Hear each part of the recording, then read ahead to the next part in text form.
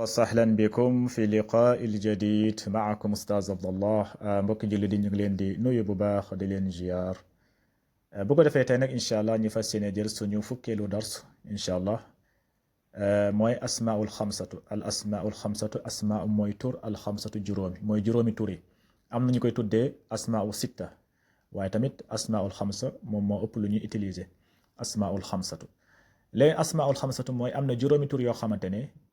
dañ koy rafee waaw ñu boo koy nasba nga nasbee ko ak alif boo koy jarraa nga jarree ko ak yaay yooyu lañ tuddee asmaul xamsa mooy wahiya abun atazakkaru asmaul xamsatu wahiya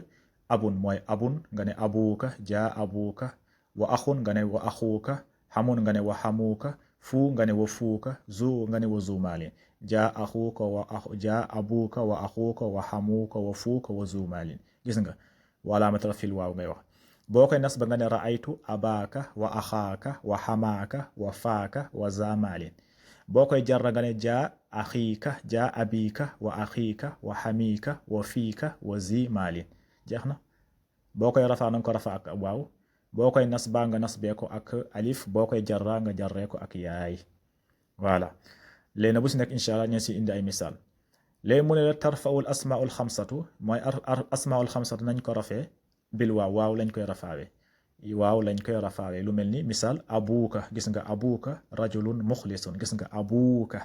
rajulun muxlisun abuuka mooy sa papa rajulun muxlisun mooy góor bu sellal la gis nga abuuka rajulun muxlisun gis nga abuuka day nekk mubtadaw marfuun wa alaamatu rafihi al waaw gis nga wa alaamatu rafihi al waaw li annahu min asmaa'il xamsa boo paree nga ne abu mudaaf wal kaaf damirun mudaafun ilayhi léegi rajulun moom mooy nekk xabar muxlisun nekk naatu gis nga léegi wa tansibu bil alif mooy boo koy nasba nañ ko nasba ak alif misaal lu mel ni yuhibbul waladu abaahu yuhibbu mooy bëgg na al waladu xale bi bëgg na abaahu papaam gis nga abaa fi maf'ulun la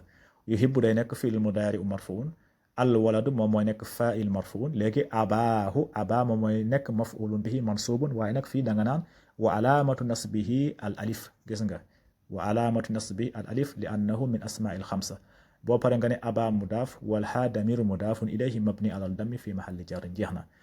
beneen bi mooy wa tujarru bil yaay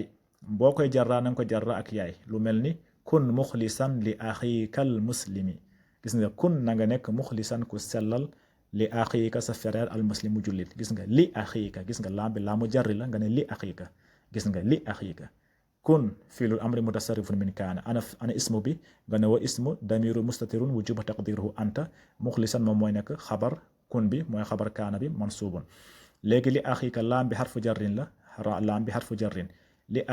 axiika day nekk jaara majrurun wa alaamatu jarrihi al yaay li annahu min asmaa'il xamsa boo pare nga ne axi mudaaf wal kaaf damiru mudaafun ilayhi mabni alal fati fi mahalli jarrin léegi foofu tamit kaaf mudaaf al muslimi mudaafun ilayhi gis nga voilà kon asmaul xamsa nañ ko rafa ak waaw ñu nasbee ko ak yaay ñu nasbee ko ak alif ñu jarree ko ak yaay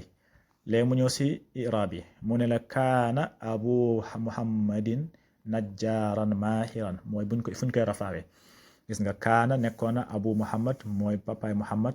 najjaaran menuisier maahiran bu xarañ loolu mooy kaana abu muhammadin najjaaran maahiran léegi kaana fil maadi naaqis jàngoon nañ ko kaana fil maadi naaqis la léegi abu moom mooy nekk ismu kaana marfuun wa alaamatu rafihi al waaw niyaabati anil dammati li annahu min asmaa'il xamsa dinañ si ñëw di ñëw si iraab bi beneen mooy fu ñu koy nasbaa nga ne inna abaaka saadiqun mooy sa papa daal saadiqun ku dëggu la fu ñu koy jarree nga ne sallim ala axiika sallim mooy na nga nuyoo ala axiika sa frère bi léegi nag ñu ñëw si iraab bi boo ko iraab mu ngi nii baat bu njëkk bi mooy kaana abu muhammadin najjaaran maahiran léegi boo ko iraab kaana filu maadi naaqis mu ngi nii kaana filu maadi naaqis abu moom mooy nekk ismu kaana marfuun waaye nag wa alaamatu rafihi al waaw li annahu min asmaa'il xamsa gis nga abu ismu kaana marfuun wa alaamatu rafihi al waaw li annahu min asmaa'il xamsa léegi nag abu mudaaf muhammadin mudaafun ilayhi majruurun wa alaamatu jarri al kasra abu mudaaf muhammadin mudaafun ilayhi majrurun wa alaamatu jarri al kasra léegi najjaaran moom mooy nekk xabar kaana mansuubun wa alaamatu nasbihi al fatha léegi nag maahiran moom mooy nekk sifatun taabiun lil mawsuuf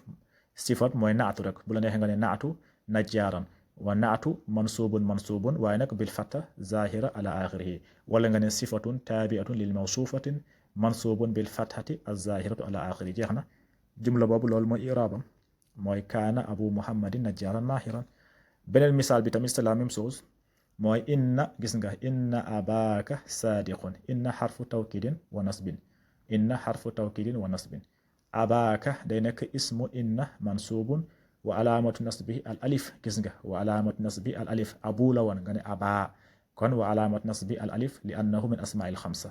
léegi kaaf bi damiru muttasilun mabniyun fi mahallil jarri mudaafun ilayhi abaa mudaaf ngay wax wal kaaf damiru mudaafun ilayhi